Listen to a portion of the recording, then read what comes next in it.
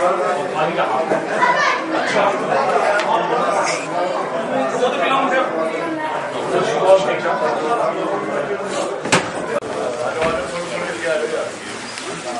میں درخواست کرتا ہوں کہ قبلہ کعبہ خطیب آل محمد مولانا اعجاز حسنین غدیری صاحب سے کہ وہ تشریف لائیں اور اپنے مخصوص انداز سے فضائل و مصائب محمد و آل محمد بیان فرمائیں۔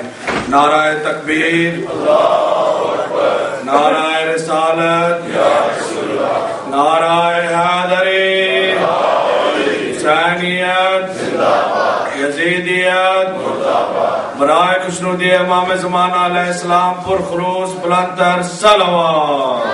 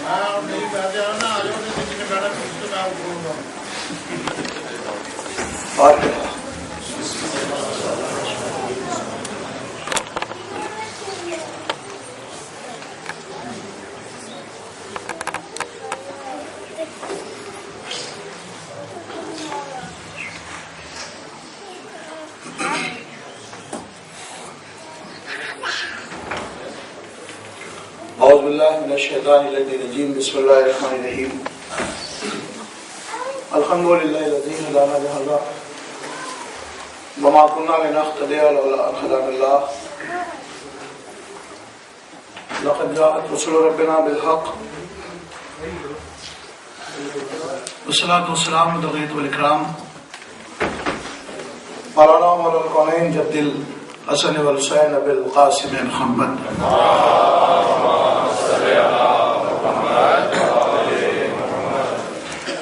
والد طیبین الطاہرین المعصومین ولعنۃ اللہ علی اعدائہم اجمعین۔ اما بعد، فقد قال اللہ تبارک و تعالی فی القرآن الکریم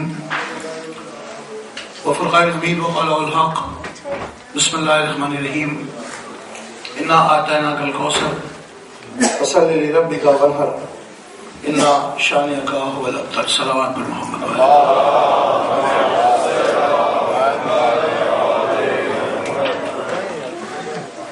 عظمت آل محمد پر بلند ترین صلوات۔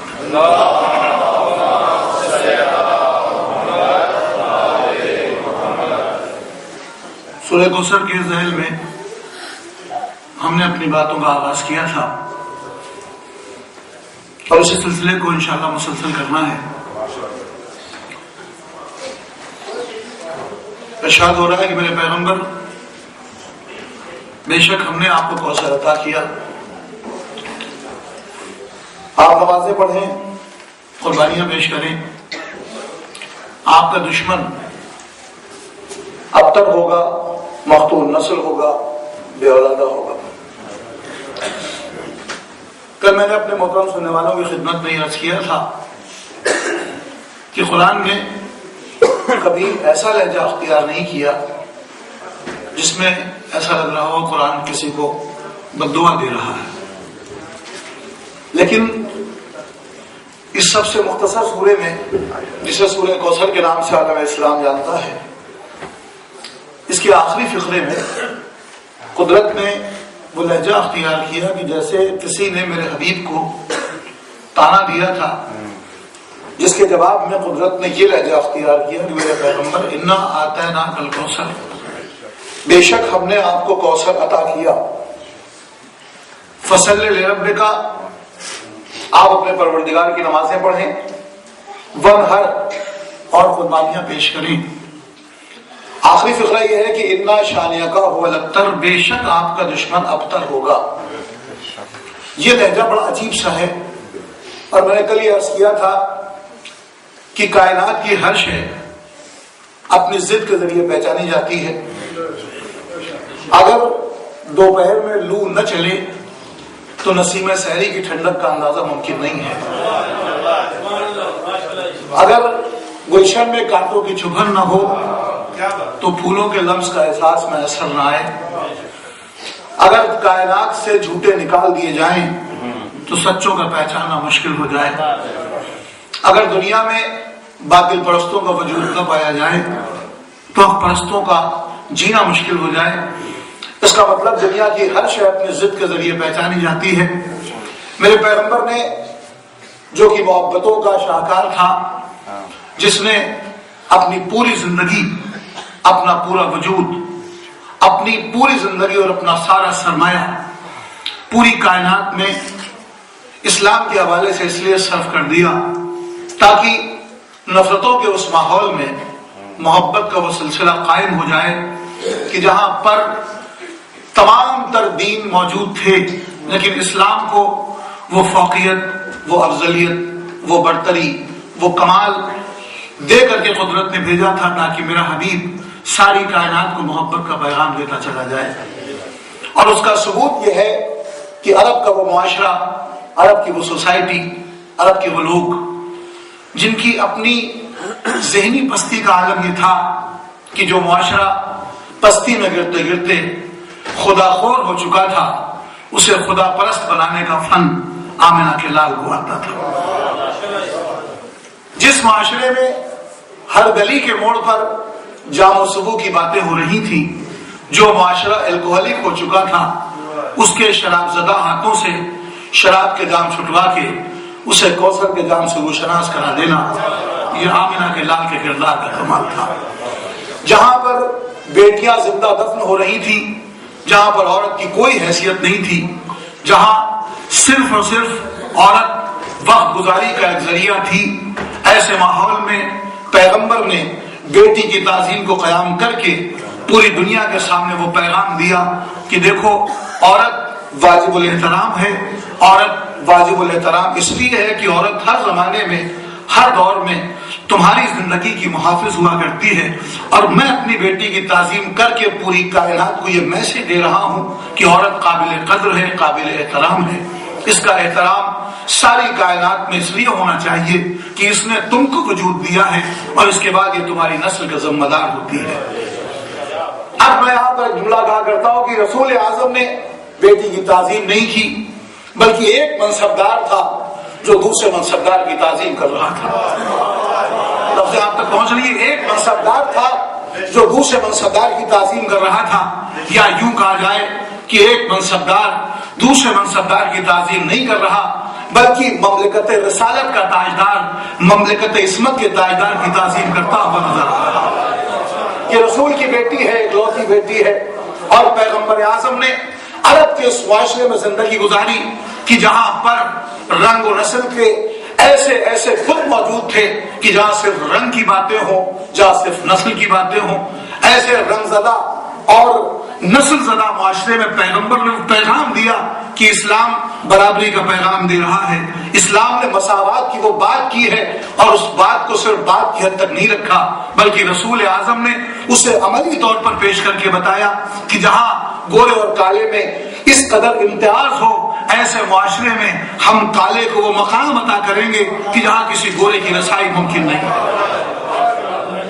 آپ ذرا اندازہ لگائیں، آپ یہاں رہتے ہیں اور آپ کا وطن بھی یہاں سے کافی دور ہے، مگر جہاں پر رنگ و نسل کی باتیں ہو رہی ہوں، ایسے رنگ زدہ معاشرے میں کسی ایسے کو لا کے رکھا جائے جس کا رنگ مناسب نہ ہو، جس کا لہجہ مناسب نہ ہو، مگر آمنہ کے لال، عبداللہ کے جائے، ابو طالب کے نور نظر، علی کے بڑے بھائی محمد نے اسلام کے اس میسج کو کائنات کے سامنے آشکار کیا۔ آج ہیومن رائٹس کے نعرے لگانے والے اس بات کا میسج دیتے ہیں کہ برابری کا پیغام، برابری کا پیغام، برابری کا پیغام۔ ایسا لگتا ہے پوری ہیومنٹی پورے رائٹس کے ساتھ ان کے گھر میں داخل ہو گئی ہے، مگر انہیں معلوم ہی نہیں کہ برابری کا پیغام ہوتا کیا ہے، انہیں معلوم نہیں کہ انسانیت کا علمبردار کہتے کسے ہیں۔ انسانیت کا وہ اصل علمبردار تھا جس نے وہ انقلاب برپا کیا جو صبح قیامت تک اس کے پہلے کبھی برپا نہ ہو سکا۔ ورنہ میں ایک منظر آپ کی خدمت میں عرض کر دوں کہ جس کو نبی آخر نے اس طریقے سے برابر کر کے پیش کیا کہ کائنات میں نہ اس کی کوئی مثال ہے نہ اس کی کوئی نظیر ہے۔ عرب دنیا جو اپنے پروننسیشن کے اوپر فخر کرتی ہے، جس کا اپنا مخرج، جس کی اپنی زبان، جو پوری دنیا میں اپنے آپ کو عرب کہتا ہے، عرب یعنی بولنے والا، پوری دنیا کو یہ عجم کہتا ہے، عجم یعنی گونگا، ساری دنیا گونگی ہے، یہ صرف بولنے والا ہے۔ ایسے بولنے والوں کے بیچ نبی نے اسے لا کے رکھا جس کی شین درست نہیں ہے۔ ایسے بولنے والوں کے بیچ نبی نے اسے لا کے رکھا جس کی زبان صحیح نہیں۔ اسلام سے پہلے والے بلال کا حال کیا تھا؟ کبھی سوچا آپ نے؟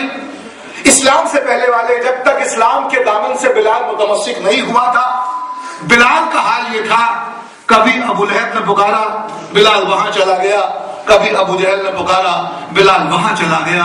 سلام کرو آمنہ کے لال کو، ابو طالب کے بھتیجے محمد کو، علی کے بڑے بھائی محمد کو، کہ جس نے بلال کو وہ کمال بخشا جو صبح قیامت تک بلال کو نہ مل سکتا اگر بلال نبی کے دامن سے متمسک نہ ہوتا۔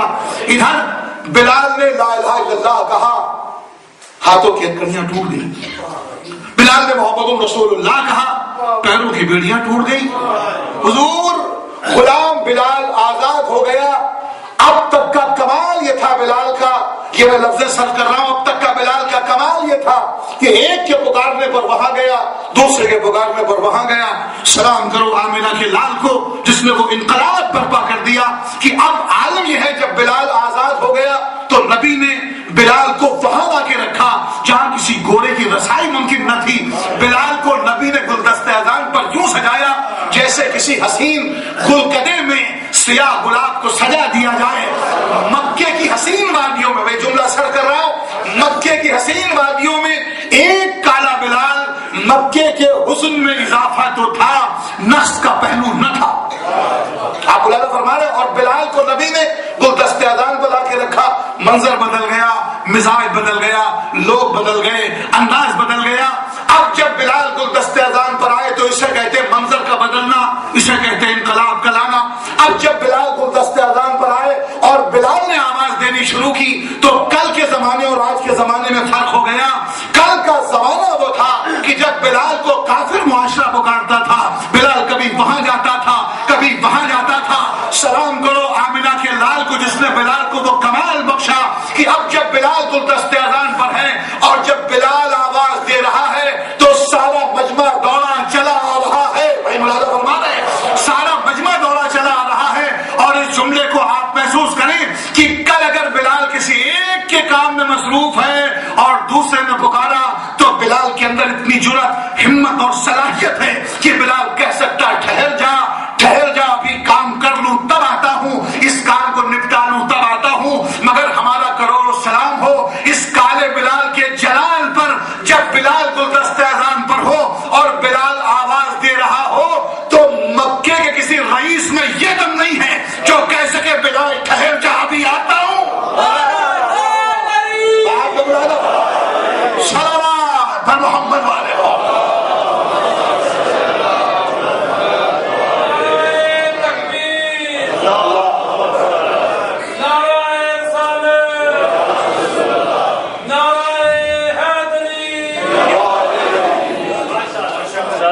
امیر کائنات فلک جناب ابو تراب بلند ترین صلوات۔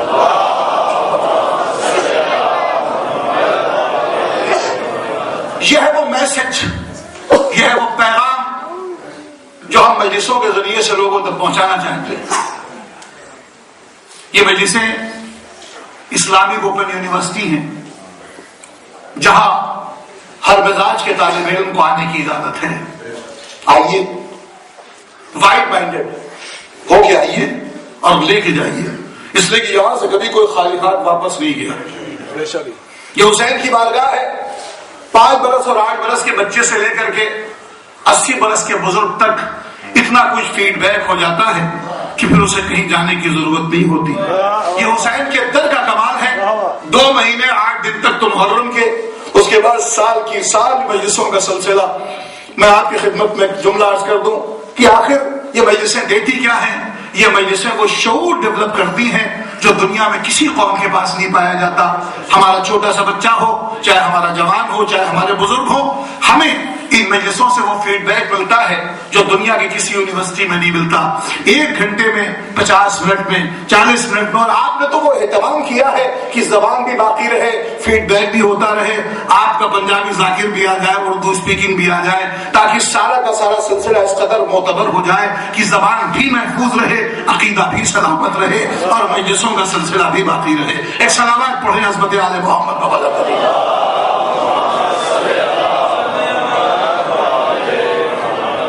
اس لیے کہ دنیا میں وہی قوم کامیاب ہوتی ہے جس کی اپنی زبان باقی ہو، جس کا اپنا سلسلہ باقی ہو. یہ حسین کا وہ مشن ہے جس کے لیے ہم نے روز الست وعدہ کیا تھا، اور ہم اس وعدے کی وفا کے طور پر فرش ادا پر بیٹھ کر کے اس بات کا ثبوت فراہم کرتے ہیں کہ ہم نے جو کل وہاں وعدہ کیا تھا اسے پورا کر رہے ہیں. اس لیے کہ یہ محبت کی وہ کیفیت ہے، یہ محبت کی وہ منزل ہے. اور میں فقرہ صرف کر کے آگے بڑھ جاؤں. عزیزوں، ایک صدف جو سمندر کی تہوں میں زندگی گزارتا ہے، اس کے اوپر سے کروڑوں ٹن پانی روزانہ گزر جاتا ہے، مگر اس کے لبے اعتبار نہیں کھلتے. اسے انتظار ہوتا ہے اسے قطرے آب نیسا کا جو آسمان سے چل کے اسے سیراب کر دے. آب نیسا جب آسمان سے چلتا ہے تو مرکز ایک ہے، محور ایک ہے، رفتار ایک ہے، میٹیریل ایک ہے. جب زمین پر آیا 2 الگ الگ لہروں تک پہنچا، مزاج بدل گیا. آب نیسا جو 21 مارچ کے بعد پہلا پانی برستا ہے، جب وہ صدف کے منہ تک آیا تو گوہر آبدار بن گیا. سانپ کے منہ تک پہنچا، زہر قاتل بن گیا. آپ نے اندازہ لگایا. اس سے ظرف کی صلاحیت کا اندازہ ہوتا ہے، جیسا ظرف ہو اسی اعتبار کی صلاحیتیں پیدا ہوتی ہیں. بالکل یہی مزاج ذکر معصوم کا ہے. منبر وہی ہے، خطیب وہی ہے، جملے وہی ہیں، عبادتیں وہی ہیں. جب ذکر معصوم کی ٹھنڈک، جملہ پہنچانا چاہیے، جب ذکر معصوم کی ٹھنڈک مومنین کے صدف سماج سے ٹکرائی تو گوہر ایمان بن گئی، منافق تک پہنچی، زہر قاتل بن گئی.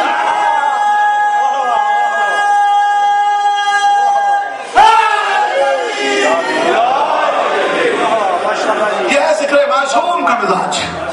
اور ہم نے چونکہ ان کو معصوم مانا ہے، کل کی بات سے آج کی بات کو مربوط کر دوں، چونکہ ہم نے معصوم مانا ہے، ہم دنیا کی قوم کی پرواہ نہیں کرتے. میں نے کل عرض کیا تھا کہ ہماری خلقت الگ ہے، ہمارا مزاج الگ ہے، ہماری کیفیتیں الگ ہیں. ہمارا ان سے کیا لینا دینا، ہمارا دنیا والوں سے کیا لینا دینا، ہمارا معاملہ ہی الگ ہے. کل جو لوگ نہیں تھے وہ جملہ سن لیں. اس لیے کہ ہمیں شیعہ اثنا عشری 12 اماموں کے ماننے والے، ہماری خلقت ہی الگ ہے، ہمارا معاملہ ہی الگ ہے.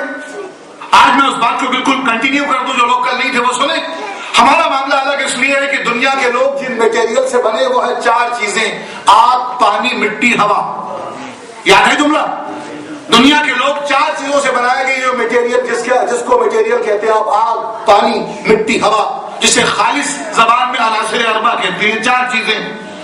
معصوم سے پوچھا مولا آپ کے شیعہ، مولا نے کہا ہمارے شیعہ ہماری فاضل دینت سے بنے. مولا یہ فاضل دینت کیا ہے؟ تو مولا نے فرمایا ہمارے نور کی بچی ہوئی کیفیت. لفظ پہنچ جانی چاہیے، ہمارے نور کی بچی ہوئی کیفیت. تو اس کا مطلب آگ، پانی، مٹی، ہوا، اور اس کے ساتھ معصوم کے نور کی بچی ہوئی کیفیت. تو ہماری خلقت ہی الگ ہے، ہمیں دنیا والوں سے کیا لینا دینا، ہمارا معاملہ ہی الگ ہے. ہم تو ازل سے پنجتنی واقع ہوئے ہیں، ہم تو خلقت کے اعتبار سے پنجتنی واقع ہوئے. یہ ہمارا اپنا مزاج ہے، ہماری اپنی کوالٹی ہے، ہماری اپنی کیفیت ہے. 1000 کے مجمع میں ایک کوئی بندہ کھڑا ہو، آپ دور سے پہچان لیجیے گا اپنا والا ہے. دور سے پہچان میں آتا ہے کہ یہ ہمارا اپنا والا ہے. 1000 کا مجمع ہو، ایک اکیلا کھڑا ہو، آپ دور سے دیکھ کے پہچانیں گے جی اپنا والا معلوم ہوتا ہے. کیوں؟ اس لیے کہ اس کے چہرے کی چمک بتاتی ہے کہ یہ اپنا والا ہے، ہمارا اپنا ہے. اس کا مطلب یہ ہوا کہ نور کی وہ بچی ہوئی کیفیت جو ہمارے خبیر میں بوندی گئی، جس کی بنیاد پر ہمیں خلقت کے اعتبار سے فوقیت عطا ہوئی، یہ ہے ہماری اپنی کوالٹی. اور حضور ایک بات آج کی تاریخ کے اعتبار سے سن لیجئے، یہ ہمارا نوجوان طبقہ بیٹھا ہے، یہ سنیں اور اسے محسوس کریں. کہنے لگے بہت چھوٹی سی قوم ہے، اس کی کوئی گنتی ہی نہیں ہے. کتنے لوگ ہیں ان کے یہاں؟ کوئی پرسنٹیج نکلتا؟ میں نے کہا اس قوم کا پرسنٹیج دیکھنا ہو تو کربلا آ جائیے. اس قوم کا پرسنٹیج دیکھنا ہو تو کربلا آ جائیے. اور میں کوئی تقابل نہیں کر رہا، کوئی کمپریزن نہیں ہے، مگر ہاں بات کہنی پڑے گی. اسلام میں 73 فرقے، اسلام میں سو کال 73 فرقے، اس کے جب 72 فرقے ایک مرکز پر جمع ہو جائیں تو 50 لاکھ کا مجمع اوور فلو. مولانا فرما رہے ہیں اسلام کے 72 فرقے مل کے جب ایک مرکز پر گیدرنگ کریں تو 50 لاکھ اوور فلو. کسی کی ٹوپی، کسی کا لوٹا، کسی کی چٹائی، کوئی وہاں کوئی یہاں کوئی ادھر پڑا، پتہ ہی نہیں چل رہا کیا پرابلم کریٹ ہو گئی. صاحب یہ 50 لاکھ کا مجمع آپ سے سنبھالے نہیں سنبھالتا. اور یہ سب سے چھوٹی قوم، بھائی مولانا فرمائیے میں کیا عرض کر رہا ہوں، یہ سب سے چھوٹی قوم جس کی کوئی گنتی نہیں ہے، جب یہ چھوٹی سی قوم ایک مرکز پر جمع ہو تو 2.5 کروڑ کا مجمع. آپ نے مولانا فرمایا 2.5 کروڑ میڈیا سے سنبھالے نہیں سنبھلتا. کہنے لگے جی اتنا بڑا مجمع یہ آتا کیسے؟ ابھی دوپہر میں کھانے پر باتیں ہو رہی تھی، بین الحرمین، ادھر غازی کا روزہ، ادھر مولا حسین کا روزہ، یہ اتنا بڑا مجمع سماتا کیسے؟ میں نے کہا آپ کو کیا پتا، یہ مجمع کا کمال نہیں ہے، یہ دونوں بھائیوں کی سخاوت کا پھیلا ہوا دعوت ہے.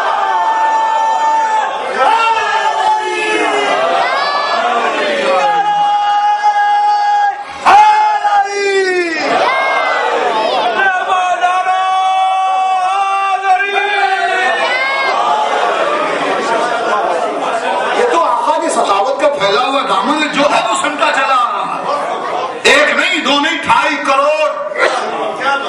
اور یہ گیدرنگ ایک دن کی نہیں ہے، 4 کروڑ لوگ تھے جو آ رہے تھے، کنٹینیو آ رہے تھے اور جا رہے تھے. جی جناب. کہنے لگا چاہیے بتائیے ان کے کھانے پینے کا انتظام. میں نے کہا مولا جس کا ذمہ دار ہو. کہنے لگے اتنا بڑا مجمع، اسے کوئی پرابلم نہیں ہوئی. میں نے کسی ایک واپس آنے والے سے پوچھے کوئی دقت کوئی پریشانی؟ اجی کہنے لگے اتنا لنگر اور اتنی سبیلیں. اور جو لوگ گئے انہوں نے دیکھا ہے، جو نہیں گئے خدا بند عالم میں ساتھ پہنچائے. آپ مجھے بتائیں مولا انہیں اپنی بارگاہ میں طلب کریں. اتنے لنگر اور اتنی سبیلیں کہ کھاتے کھاتے تھک گئے.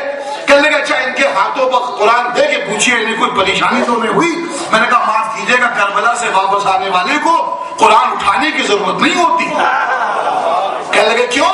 میں نے کہا یہ تو خود باوفا کے روزے سے مشق ہو کے آیا ہے، یہ وفادار کے دروازے سے عہد لے کے آیا ہے. صلوات پر محمد والے.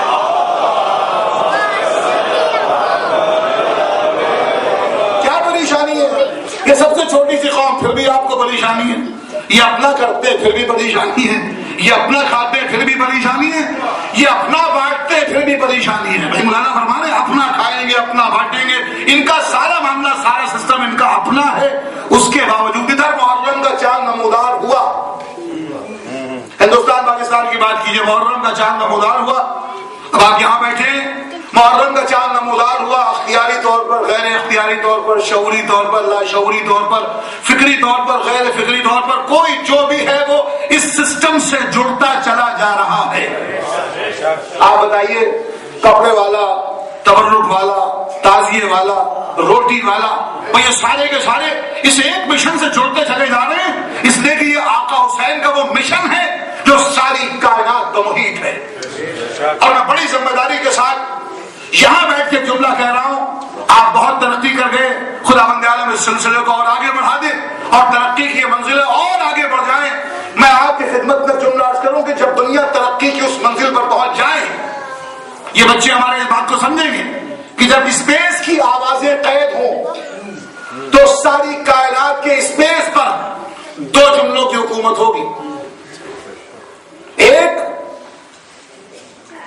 فقرہ نامہ سے متعلق ہوگا، ایک جملہ نواسے سے متعلق ہوگا.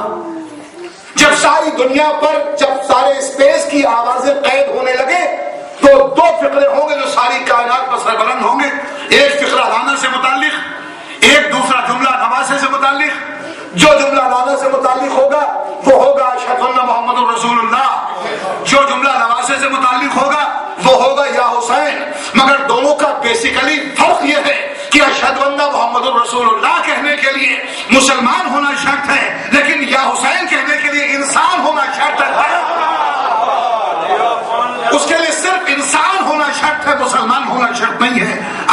سینے میں انسانیت کا دل دھڑکتا ہے تو وہ یا حسین ضرور کہے گا. یہ اس کے ضمیر کا تقاضا ہے کہ وہ اپنی زبان سے یا حسین کہے.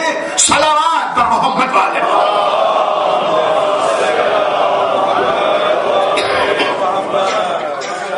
ہم جن شخصیتوں کو سلام کرتے ہیں وہ ہے عصمت کی بارگاہ. میں نے کل عرض کیا تھا اور اسی موضوع کو آگے لے کے چلنا ہے مجھے. نبی اعظم سرکار مدینہ، کالی کملی والا، لمبی زلفوں والا، میرا یہ پیغمبر، میرے حبیب گھبرانا نہیں، ہم نے تمہیں کوثر دیا، کوثر دیا، کوثر دیا، کوثر دیا. یہ میرے پروردگار جس کے صدقے میں کوثر بنایا، اب اسے کوثر دینے کا کیا مطلب؟ جہاں یہ کہا گیا لولا کرما خلقت الافلاک، میرے حبیب تم نہ ہوتے تو کچھ نہ ہوتا. جس کے صدقے میں ساری کائنات بنائی، اب اس کے الگ سے کوثر دینے کا کیا مطلب؟ عجب نہیں آواز قدرت آئے، کیا تم نے بھی قرآن کو کافی سمجھ لیا؟ ان سے پوچھو جو راسخون فی العلم ہے. ہم نے کہا یہ کون ہے؟ کہ جن کے گھر میں قرآن آیا، جن کے قلب میں قرآن آیا، جن کے دل پر قرآن آیا، جن کے گھر میں جھاڑو دینے والی، جھاڑو کشی کرنے والی فضا قرآن کے لہجے میں کلام کرتے ہیں، ان سے پوچھو. جو مولا سے پوچھا تو مولا نے فرمایا کوثر سے مراد نسل کثیر، کوثر سے مراد معصومہ کونین. ترجمہ کیجئے میرے پیغمبر ہم نے آپ کو فاطمہ جیسی بیٹی عطا کی. ترجمہ ہوگا میرے پیغمبر ہم نے آپ کو فاطمہ جیسی بیٹی عطا کی. سجدہ شکر کیجئے، قربانی دیجئے. آپ کا دشمن ابتر ہوگا، دشمن. اور آئیے اپنے خدا کی بارگاہ میں دست ادب جوڑ کے پوچھے میرے مالک، اے حسن کے خالق، اے شاخوں پر گلوں کو خل کرنے والے، اے حسن کے پروردگار، تجھے معلوم ہے کون سی شے کہاں کے لیے مناسب ہے؟ کتنا اچھا ہوتا اگر تیرا معصوم پیغمبر ہمارے ہندوستان پاکستان کی سرزمین پر آ جاتا. آواز قدرت آئے کہ میں اپنے حبیب کو ہندوستان اور پاکستان کو اتار کو دیتا، لیکن ذات کا ذوق عبادت اتنا ہلکا ہو، جو پتھروں کو خدا کہہ بیٹھے، جو درختوں کو خدا کہہ بیٹھے. اگر میرا معصوم رسول ایک تقریر کرتا اور یہ سب مسلمان ہو جاتے تو میرے نبی کی مشقتوں کا پیمانہ کون طے کرتا؟ میں نے کہا ٹھیک ہے یہاں نہیں اتارا تھا، یونان میں اتارا ہوتا. بڑے پڑھے لکھے انٹلیکچوئلز، ذہین ترین لوگ تھے. آواز قدرت آئے کہ میرا معصوم پیغمبر اگر ایک اسلامی فلسفے کی تقریر کر دیتا اور یہ سب مسلمان ہو جاتے تو میرے نبی کی مشقتوں کا پیمانہ کون طے کرتا؟ میں نے کہا ضروری کیا ہے کہ تیرا محمد وہاں اتارا جائے جہاں ہر گلی کے موڑ پر پتھروں کی بارش ہو رہی ہے، جہاں کوئی محبت کا پیغام دینے والا نہیں ہے. تو میں اس بات کو مثال میں عرض کرتا ہوں، آپ کے یہاں بھی ہوتا اور ہمارے یہاں بھی ہوتا ہے. جب سڑک بنائی جاتی ہے تو کنارے سے مٹی نکال کے بلندی پر لائی جاتی ہے اور درمیان میں نشان سمبل کے طور پر چھوڑا جاتا ہے جس سے یہ پتا چلتا ہے کہ مٹی کتنی گہرائی سے نکال کے بلندی پر لائی گئی ہے. آواز قدرت آئے گی اگر میرا معصوم پیغمبر عرب کی وادیوں میں نہ آتا تو احساس کیسے پیدا ہوتا کہ سلمان کو کہاں سے نکال کے لایا، ابو ذر کو کہاں سے نکال کے لایا، مقداد کو کون سا کمال عطا کیا. اور یہ تو میرے پیغمبر کا کمال تھا کہ اس نے پہلے انسان بنایا، پھر مسلمان بنایا، پھر سلمان بنایا. یہ تو اپنے اپنے ظرف کی بات ہے، ورنہ عرب کے وہ لوگ ایک جملے میں یہ بات سمجھ میں آ سکتی ہے کہ آج کا عرب، بلکہ جب لفظ بدل دو 1400 برس پرانا عرب کیسا تھا، اگر اسے سمجھنا ہو تو آج یوں سمجھیں جب آج کا کمپیوٹر اور انٹرنیٹ کے سیٹلائٹ کے دور کا سدھرا ہوا عرب ایسا ہے تو 1400 سال پرانا بگڑا ہوا عرب کیسا رہا ہوگا. اس کے لیے کوئی آمنہ کے لال کے قلب و جگر سے پوچھے، کوئی محمد سے پوچھے کتنی مشقتیں اٹھائیں، کس قدر مشکلات جھیلی، اور پھر آمنہ کے لال نے وہ پیغام، وہ میسج عام کیا جو صبح قیامت تک کوئی نہ کر سکا. اسلام کا پہلا میسج سلام کرو. سلام کا مطلب جانتے ہیں؟ سلام کرو، سلام. تاکہ ہم جب سلام کر رہے ہیں، سلام کا مطلب یہ ہے کہ ہم تمہاری سلامتی چاہتے ہیں. تم جواب دے کر کے اپنی نیت کا احساس دلاؤ. جواب اس لیے واجب ہے تاکہ تم اپنی نیت کا احساس دلاؤ. ہم تمہاری سلامتی چاہتے ہیں، تم بھی ہماری سلامتی چاہتے ہو یا نہیں. یہ میسج ہے اسلام کا بنیادی میسج. آپ نے منظر دیکھا آمنہ کے لال عبداللہ کے جائے، علی کے بڑے بھائی محمد نے جو یہ پیغام دیا جسے اسلام کا پیغام کہا جاتا ہے، علی کے بڑے بھائی کو میں بار بار اس لیے دوہرا رہا ہوں تاکہ عالم اسلام کے اس مورخ سے وہ سلسلہ آپ تک پہنچاؤں کہ جو عالم اسلام کا بہت بڑا مورخ ہے، جسے تاریخ اور عالم اسلام کے لوگ شبلی نعمانی کے نام سے جانتے ہیں. اس نے اپنے کتاب میں یہ بات ثابت کر دی کہ رسول اعظم اگر کسی کے بڑے بھائی ہیں تو صرف علی کے اور کسی کے بھائی نہیں. یہ بات بالکل واضح ہے اور اس کو علامہ شبلی نعمانی نے واضح کیا. تاریخ اسلام کا مورخ لکھتا ہے کہ ایک دن سرکار مدینہ نے سارے چاہنے والوں کو مسجد میں جمع کیا. ایک صلوات پڑھ دیں حضرت آل محمد.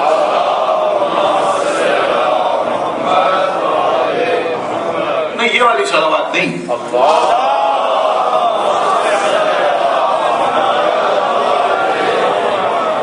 ایک دن سرکار نے سارے لوگوں کو مسجد میں جمع کیا اور کہنے لگے آج میں تمہارے درمیان عقد مواخات کروں گا. میں نے کہا علامہ صاحب اس کو ہلکا کر کے بتائیے، ہم ہندی میڈیم لوگ ہیں، اتنی زیادہ گاڑی نہیں سمجھتے، ہم انگلش والے نہیں سمجھتے. کہنے لگے عقد مواخات کا مطلب ہوتا ہے آپس میں بھائی چارگی کا معاہدہ کرنا، ایک دوسرے کا بھائی بنانا. علامہ شبلی نعمانی کہتے ہیں جس کا کیریکٹر جس کے کیریکٹر سے ملتا تھا نبی نے اس کو اس کا بھائی بنا دیا. کوئی کمنٹ نہیں، صرف میں لفظ نقل کر رہا ہوں اور اسے آپ نقل کفر کہہ لیں تو زیادہ مناسب ہوگا. میں صرف نقل کر رہا ہوں. علامہ کہتے ہیں کہ جس کا کیریکٹر جس کے کیریکٹر سے ملتا تھا نبی نے اس کو اس کا بھائی بنا دیا. میں اپنے لہجے کا ذمہ دار ہوں، آپ کے افہام و تفہیم کی منزلیں آپ جانیں. علامہ شبلی نعمانی کہتے ہیں جس کا کیریکٹر جس کے کیریکٹر سے ملتا تھا نبی نے اس کو اس کا بھائی بنایا. ہم منبر سے نام لینے کے عادی نہیں ہیں مگر چونکہ علامہ نے لکھا لہذا ہم اس بات کو نقل کر رہے ہیں. انہوں نے لکھا فاروق اعظم کو صدیق اکبر کا بھائی بنایا. جس کا کردار جس کے کردار سے ملتا تھا نبی نے اس کو اس کا بھائی بنا دیا. کوئی پریشانی کوئی اختلاف. میں بات آپ تک پہنچا رہا ہوں. یہ میں علامہ شبلی نعمانی کی بات ہے جو تاریخ اسلام کے بہت بڑے اسکالر ہیں، میں ان کی بات آپ تک پہنچا رہا ہوں کہ جس کا کردار جس کے کردار سے ملتا تھا نبی نے اس کو اس کا بھائی بنا دیا. اس کے بعد وہ کہتے ہیں کہ حضرت غنی کو عبد الرحمان کا بھائی بنایا. جس کا کردار جس کے کردار سے ملتا تھا نبی نے اس کو اس کا بھائی بنا دیا. اس کے بعد ان کا ایک جملہ ہے جس سے ہمیں اتفاق نہیں ہے. وہ کہتے ہیں کہ علی کے چہرے پر مایوسی. میں نے کہا غلط، الزام، بہتان. جس کا نام ساری دنیا کے لیے مشکل کشائی کر رہا ہو، جو مایوس ہو وہ علی نہیں ہوتا. بھائی مولانا فرمائیے، جو مایوس ہو وہ علی نہیں ہوتا. ہمیں تمہارے جملے سے اتفاق نہیں ہے. اس کے بعد وہ کہتے ہیں کہ نبی نے علی سے پوچھا کیا ہوا؟ کہ سرکار آپ نے تو ان کو ان کا بھائی بنا دیا، میرا بھائی کسی کو نہ بنایا. تو ایک مرتبہ سرکار مدینہ نے صاحب معراج رسول نے وما ينطق کے مصداق نبی نے علی کا ہاتھ تھام کے مسکرا کے فرمایا یا علی ان کے کردار سے تمہارے کردار کا کیا میل؟ میں جملہ پہنچا، ان کے کردار سے تمہارے کردار کا کیا میل؟ اور اس کے بعد تاریخ کا متفق علیہ جملہ علامہ لکھتے ہیں کہ نبی نے علی کا ہاتھ تھاما اور سارے مجمع کو بڑے غور سے دیکھ کے نبی نے فرمایا یا علی انت اخی فی الدنیا والآخرہ صلوات محمد علیہ.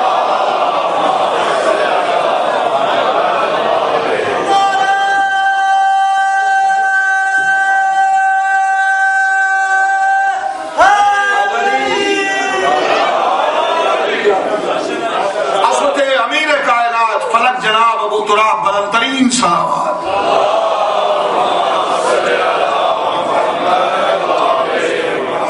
نبی نے فرمایا یا علی انت اخی فی الدنیا والآخرہ. ایسی آسان عربی جو اردو سے بھی زیادہ سہل ہو. نبی نے کہا یا علی تم دنیا میں بھی میرے بھائی اور آخرت میں بھی میرے بھائی. اس کا مطلب اگر کوئی نبی کو اپنا بڑا بھائی کہہ سکتا ہے تو وہ صرف مولا علی ہے، بس. کوئی پریشانی کی بات نہیں ہے، بالکل صاف سامنے کی بات ہے. کیا اختلاف ہے بیٹا؟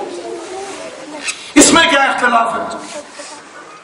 اگر نبی کو کوئی بڑا بھائی کہے گا تو وہ علی کہیں گے، بقول علامہ شبلی نعمانی کے تاریخ اسلام کے اسکالر میں نے بیان کر دیا.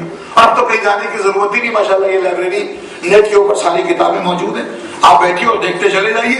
مسئلہ یہ ہے کہ ہم جن کو معصوم مانتے ہیں ان کو معصوم مانتے ہی کیوں ہے؟ دنیا میں اور بھی لوگ ہیں، لیکن کیا ضروری ہے کہ انہی کو معصوم مانا جائے؟ ہم نے کہا آپ کو کیا پتا، معصوم کہتے ہی اسے ہیں جو میں نے کل جملہ عرض کیا تھا، جو لوگ نہیں تھے وہ اسے کنٹینیو کر لیں کہ خدا اور بندے کے درمیان ایک مناسب سے مخلوق کو معصوم کہتے ہیں، جس کا کمال یہ ہے کہ یہ لے گا اپنے ظرف کے اعتبار سے، تقسیم کرے گا ہماری ضرورتوں کے اعتبار سے.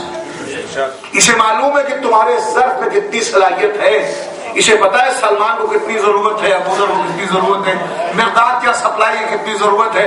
اس لیے کہ اگر طلب بے وقوف ہو جائے، کل کا جملہ یاد ہے، اگر طلب بے وقوف ہو جائے تو بلب لگائیے تو فیوز ہو جائے، انسان پہنچے تو کنفیوز ہو جائے. ہماری سمجھ میں ہی نہیں آتا، کیسے سمجھ میں آئے گا؟ پہلے انہیں سمجھو جنہیں خدا نے بنا کے بھیجا ہے، یہ سمجھ میں آئے تو خدا تک پہنچ جانا. اس لیے خدا تمہاری سمجھ میں نہیں آتا، سپلائی زیادہ ہے، تمہارا ظرف طلب کمزور ہے، خدا کو سمجھنے بیٹھ گئے، کنفیوز ہو گئے، ہماری سمجھ میں نہیں آتا. کیسے سمجھ میں آئے گا؟ وہ تمہاری عقل سے بہت بالا تر ہے. پڑھو مولا کائنات کا وہ خطبہ جس میں مولا نے معرفت کی وہ قندیلیں روشن کی ہیں. میں نے کل عرض کیا تھا اور آج پھر گزارش کر رہا ہوں، اور میں ہر مجلس میں یہ بات کہتا ہوں، جس طریقے سے قرآن کی تلاوت کرتے ہیں اسی طریقے سے نہج البلاغہ کے فقروں کی تلاوت کرتے چلے جائیے. احساس پیدا ہوتا چلا جائے گا کہ ہم خود کتنے بلند ہیں، اس لیے کہ جس در پر سلام کرتے ہیں اس کا معیار کتنا بلند ہے، وہ کتنا قداور امام ہے. جہاں پر لفظ قداور چھوٹا ہو جائے اس سے بہت آگے امام کا مرحلہ اور مرتبہ ہوتا ہے. ہم معصوم اس لیے مانتے ہیں کہ دنیا میں ان کی جیسی کوئی مثال نہیں، ان کے جیسی کوئی نظیر نہیں، ان کے جیسی کوئی شخصیت نہیں، نہ حسب نہ نسب نہ کردار نہ رنگ نہ روپ نہ معیار نہ منزل، کوئی ایسا نہیں. مجھے کوئی ایک کردار آپ دکھائیے. اب میں فقرہ یاد صرف کر رہا ہوں اور آپ سے دعا چاہتا ہوں.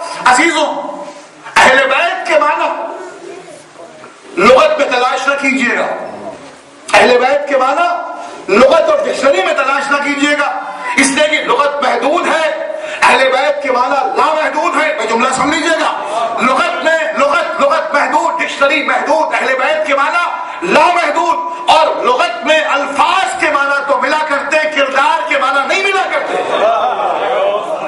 لغت میں الفاظ کے معنی ملیں گے، کردار کے معنی نہیں ملتے. اہل بیت سے مراد ہم فکر رسول، ہم ذکر رسول، ہم نور رسول، ہم کیفیت رسول، ہم اعتبار رسول، ہم مقصد رسول، ہم منصب رسول، ہم مشرب رسول، ہم مزاج رسول، ہم فکر رسول، ہم مرتبہ رسول، ہم منصب رسول.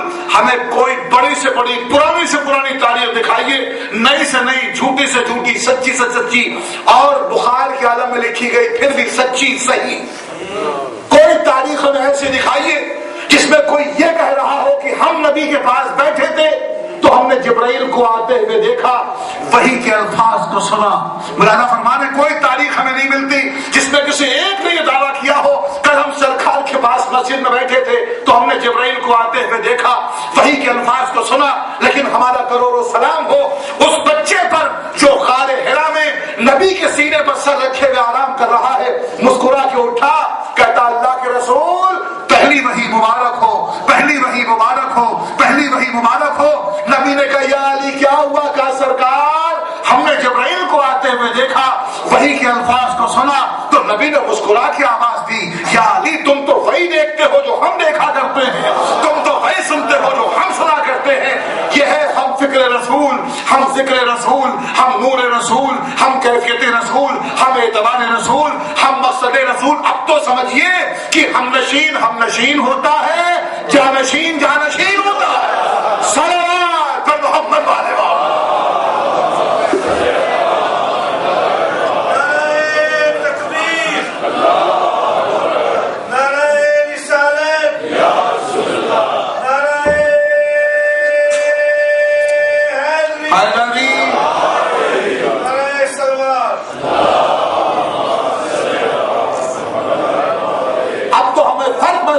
چاہیے کہ ہم نشین ہوتا ہے، جانشین ہوتا ہے.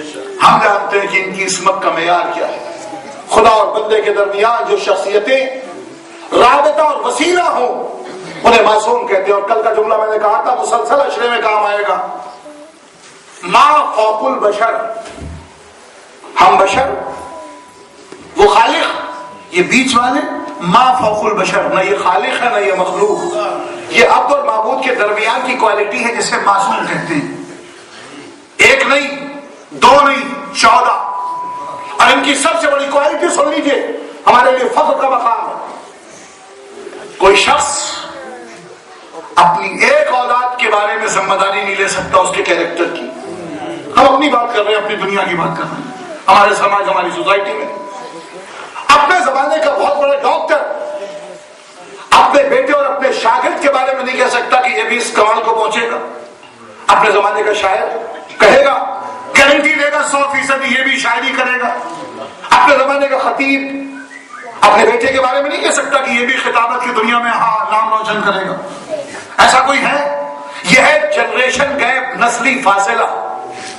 جو کمال باپ میں وہ بیٹے میں نہیں، جو بیٹے میں وہ اس کے بیٹے میں نہیں. سوال پیدا ہوتا ہے کہ کیا ضروری ہے کہ 1400 سال پرانی تاریخ دہرائی جائے؟ سوال، کیا ضروری ہے کہ 1400 سال پرانی تاریخ دہرائی جائے، عرب کے ویرانوں میں جایا جائے اور وہاں سے نورانی نشان قدم لائے جائیں اور ان کو مشلیرہ بنا کے، آئیڈیل بنا کے زندگی گزاری جائے؟ ہم نے کہا تاریخ انسانیت میں اور تاریخ آدم و عالم میں کوئی ایک بندہ بھی اپنے بارے میں اور اپنی اولاد کے بارے میں گارنٹی نہیں دے سکتا. یہ ہے جنریشن گیپ. لیکن ہمارا کروڑ سلام ہو 1400 سال اس پرانی تاریخ پر اور اس ایک خاندان پر جس کا کمال یہ ہے کہ اس نے ایک نہیں، دو نہیں، اپنی 12 نسلوں کی گارنٹی لی ہے. 12 نسلوں کی گارنٹی لی اور گارنٹی کارڈ دیا. آج کے موبائل کے زمانے میں نبی نے اپنی اولادوں کے کردار کے سلسلے سے گارنٹی کارڈ دے دیا. اور وہ لفظ آپ محسوس کر لیں، گارنٹی کارڈ کیا ہے؟ نبی نے کہا میں اور میری بیٹی کو ملا کے ہم 14. آج کی دوسری مجلس کا یہ پیغام میسج محفوظ کر کے لے کے جائیے تبرک کی شکل میں. میرے پیغمبر نے فرمایا میں اور میری بیٹی کو ملا کے ہم 14. تمہیں ہم 14 میں سے اگر کسی ایک کا بھی، جملہ یاد رکھیے گا، کسی ایک کا بھی صحیح قول یاد ہو اور نام نہ یاد ہو تو ہم میں سے جس کی طرف چاہنا منسوب کر دینا. ہم سارے کے سارے محمد ہیں. رفتار، گفتار، کلام، کمال، سیرت، صورت، کردار، معیار، یہ ہے نبی کا وہ گارنٹی کارڈ جو نبی نے اپنی آنے والی 12 نسلوں کے حوالے سے دیا ہے. اور صرف گارنٹی کارڈ نہیں دیا، نام بھی بتایا، حسب نسب بھی بتایا، تاریخ ولادت و وفات بھی بتایا. ایک صلوات پر محمد والے محمد.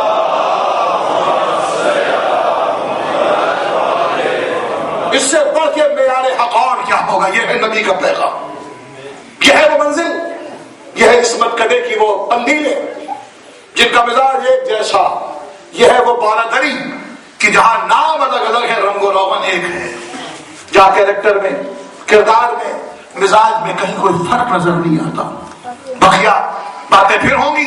آج کی گفتگو اس منزل سے آگے بڑھ جائے. عزیزو انصاف کرو. جہاں پر محبت کرنے والے تھے وہیں پر نفرتوں کے لوگ بھی موجود تھے جنہوں نے نفرتوں کا سلسلہ، میں نے کل پوری تاریخ تھیم کی شکل میں آپ تک پہنچائی تھی کہ وہ کون لوگ تھے جنہوں نے نفرت کا بیج بویا تھا اور اس کے بعد پھر اس سلسلے کو آگے بڑھا دیا.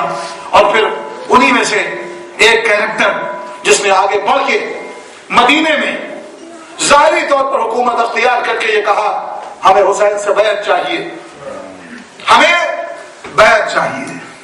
بیعت سپردگی، جو تم کہہ رہے ہو وہی سچ ہے. کس سے بیعت مانگ رہا تھا؟ حسین سے، نبی کے نواسے سے، ابو طالب کے پوتے سے بیعت مانگ رہا تھا.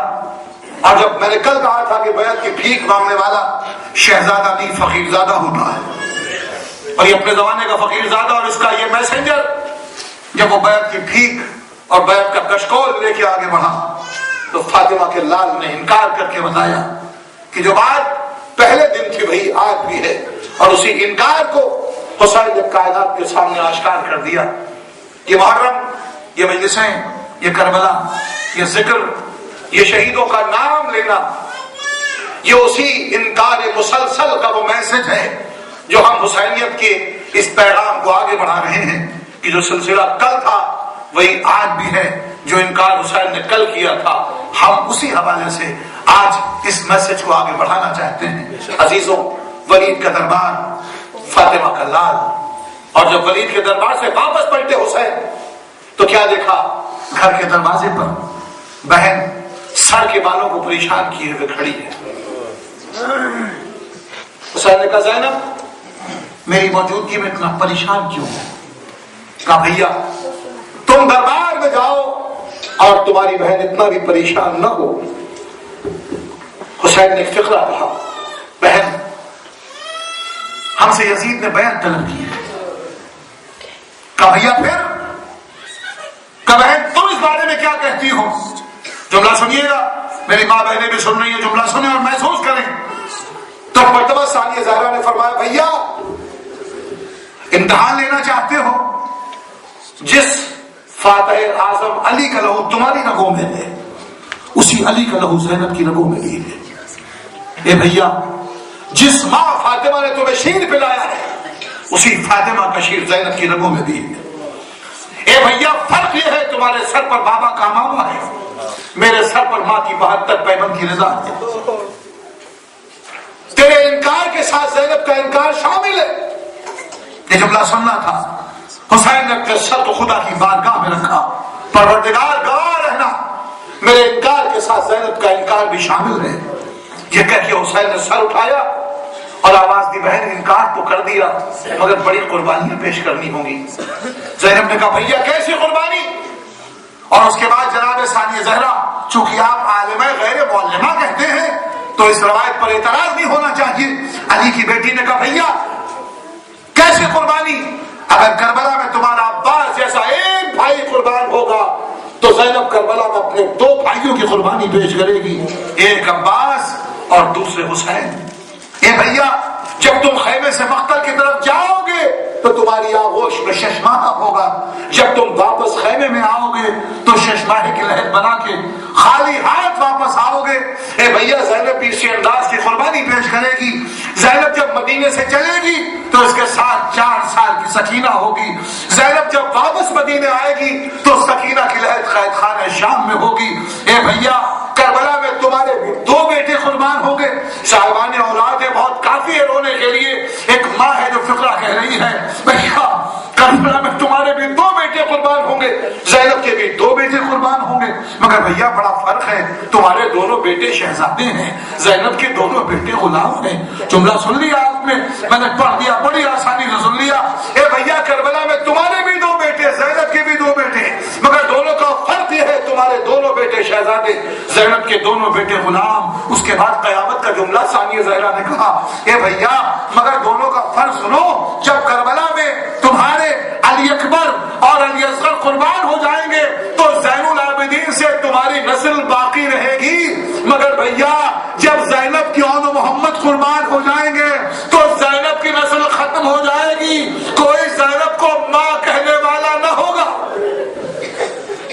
جزاک اللہ، خدا ان آوازوں پر رحمت نازل کرے۔ میں نے کل عرض کیا تھا کہ جب مصائب ہو رہے ہو، دل ٹوٹ رہا ہو، لبوں پر ماں حسینہ کی صدا ہو، آنکھوں سے آنسو جاری ہو، جو چاہو مانگ لو۔